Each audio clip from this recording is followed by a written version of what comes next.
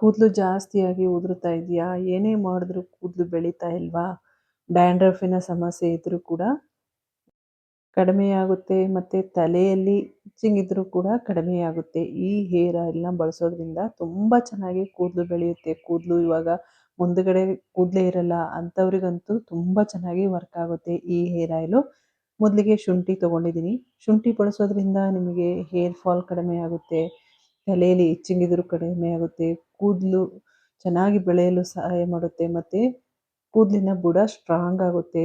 ಶುಂಠಿನ ಬಳಸೋದ್ರಿಂದ ತುಂಬ ಚೆನ್ನಾಗಿ ಕೂದಲು ಬೆಳೆಯಲು ಸಹಾಯ ಮಾಡುತ್ತೆ. ಕೂದಲು ಉದುರುತ್ತಾ ಇದ್ದರೆ ನ್ಯಾಚುರಲ್ ಆಗಿ ಕೂದಲು ಉದ್ದವಾಗಿ ಬೆಳೆಯಲು ಸಹಾಯ ಮಾಡುತ್ತೆ ಶುಂಠಿಯನ್ನು ಬಳಸೋದ್ರಿಂದ. ನಾವೊಂದು 50 ಗ್ರಾಮಷ್ಟು ಶುಂಠಿನ ತೊಗೊಂಡಿದ್ದೀನಿ. ಈ ಶುಂಠಿನ ಕ್ಲೀನಾಗಿ ತೊಳೆದು ಬಿಟ್ಟು ಅದರಲ್ಲಿ ನೀರಿರಬಾರ್ದು, ಕ್ಲೀನಾಗಿ ಒಣಗಿಸಿ ಇಟ್ಕೊಂಡಿದ್ದೀನಿ. ಒಣಗಿಸ್ಕೊಂಡಿರುವ ಶುಂಠಿನ ಕಟ್ ಮಾಡಿ ಚಿಕ್ಕ ಚಿಕ್ಕದಾಗಿ ಕಟ್ ಮಾಡಿ ಹಾಕ್ಕೊಳ್ತಾ ಇದ್ದೀನಿ. ಈ ಥರ ಮಾಡೋದ್ರಿಂದ ನಿಮಗೆ ಕೂದಲು ಉದುರೋದಲ್ಲದೆ ಚೆನ್ನಾಗಿ ಪರಿಚಲನೆ ಕೂಡ ಜಾಸ್ತಿ ಆಗುತ್ತೆ ತಲೆಯಲ್ಲಿ. ಕೂದಲಿನ ಬುಡ ಕೂಡ ಸ್ಟ್ರಾಂಗ್ ಆಗುತ್ತೆ ಶುಂಠಿನ ಬಳಸೋದ್ರಿಂದ.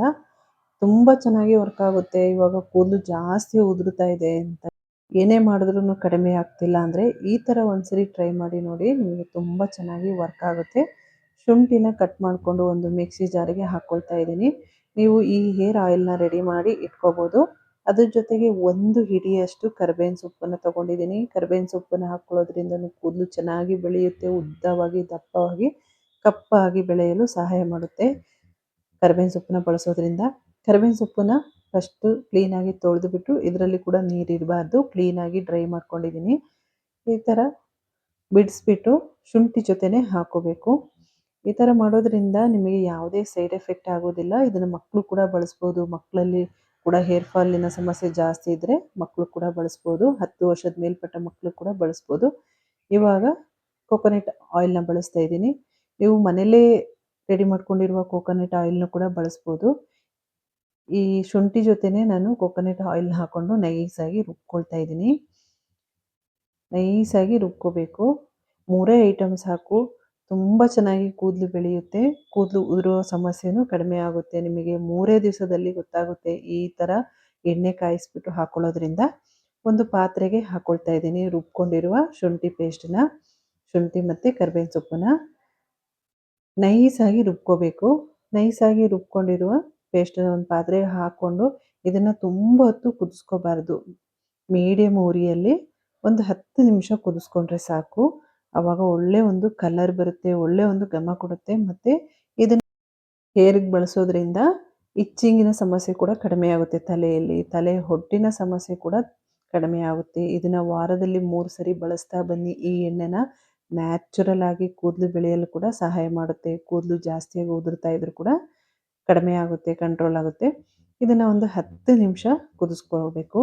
ನಿಧಾನ ಕುದಿಸ್ಕೋಬೇಕು. ಒಂದೇ ಸರಿ ಹೈ ಫ್ಲೇಮಲ್ಲಿ ಇಟ್ಕೊಂಡು ಕುದಿಸ್ಕೋಬಾರ್ದು. ಮೀಡಿಯಮ್ ಉರಿಯಲ್ಲಿ ಇಟ್ಕೊಂಡು ಕುದಿಸ್ಕೊಳ್ತಾ ಇದ್ದೀನಿ.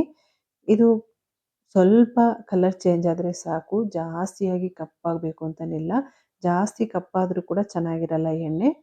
ಸೆಂಟ್ರಲ್ಲಿ ಕೈ ಬಿಡದೆ ತಿರುಗಿಸ್ಕೋಬೇಕು, ಇಲ್ಲಾಂದರೆ ಸೀದೋಗುತ್ತೆ. ನೋಡಿ ಕಲರ್ ಇವಾಗ ಸ್ವಲ್ಪ ಚೇಂಜ್ ಆಗಿದೆ. ಸೆಂಟ್ರಲ್ಲಿ ಎಣ್ಣೆ ಚೆನ್ನಾಗಿ ಕುದೀತಾ ಇದೆ. ಎಷ್ಟು ಕುದಿಸ್ಕೊಂಡ್ರೆ ಸಾಕು, 10 ನಿಮಿಷ ಸಾಕು. ಜಾಸ್ತಿ ಕಪ್ಪಗಾಗಬೇಕು ಅಂತಲೇ ಇಲ್ಲ. ತುಂಬ ಚೆನ್ನಾಗಿ ವರ್ಕ್ ಆಗುತ್ತೆ. ನೀವು ಶುಂಠಿ ಬಳಸಿ ನೋಡಿ. ನೋಡಿ ಇವಾಗ ಚೆನ್ನಾಗಿ ಕುದೀತಾ ಇದೆ. ಈ ಥರ ಕುದಿಸ್ಕೋಬೇಕು. ಜಾಸ್ತಿ ಕಪ್ಪು ಮಾಡ್ಕೋಬೇಡಿ.